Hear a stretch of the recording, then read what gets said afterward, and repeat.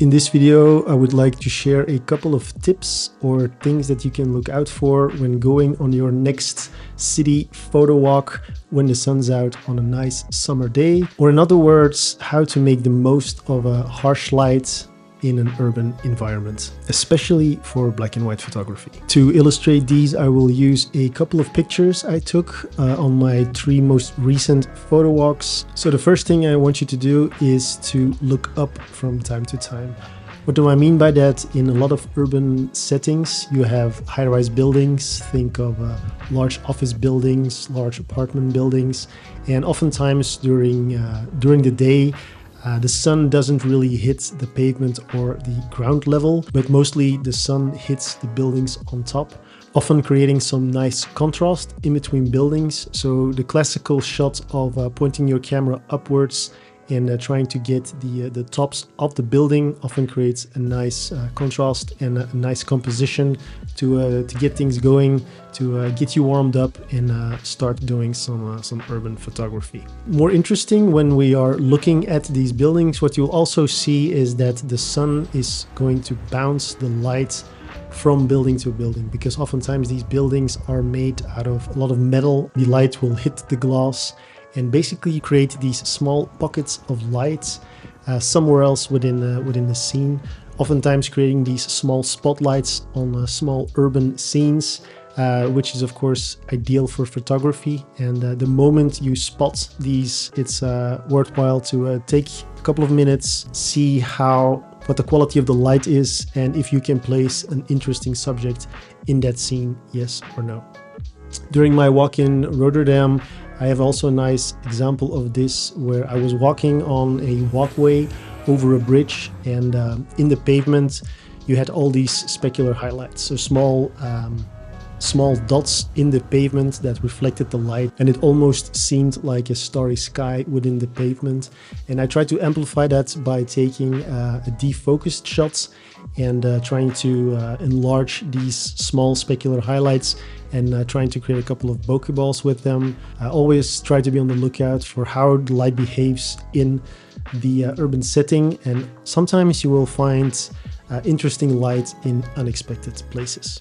Whenever you have pockets of light, you also have, of course, shadows, and oftentimes it's also worth your while to look for interesting shadows.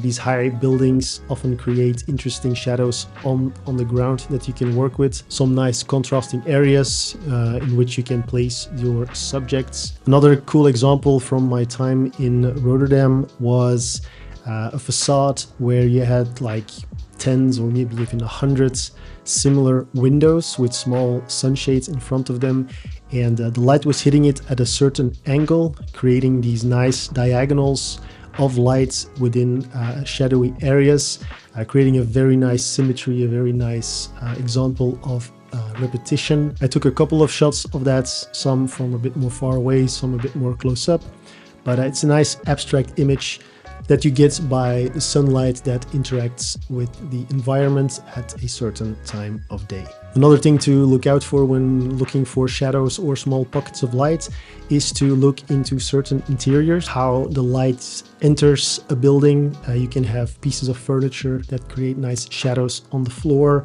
or the reflection of light coming into an interior, creating, like, again, these small pockets of light, amplifying or putting a spotlight on certain elements, creating some nice abstract images from time to time. Another cool feature of a sunny day is the fact that people will try to protect themselves from the sun, but something that I find really interesting is when people wear hats, dark colored or light colored hats. I think it gives this touch of nostalgia, and especially combined with black and white photography, that make for some interesting subject matter.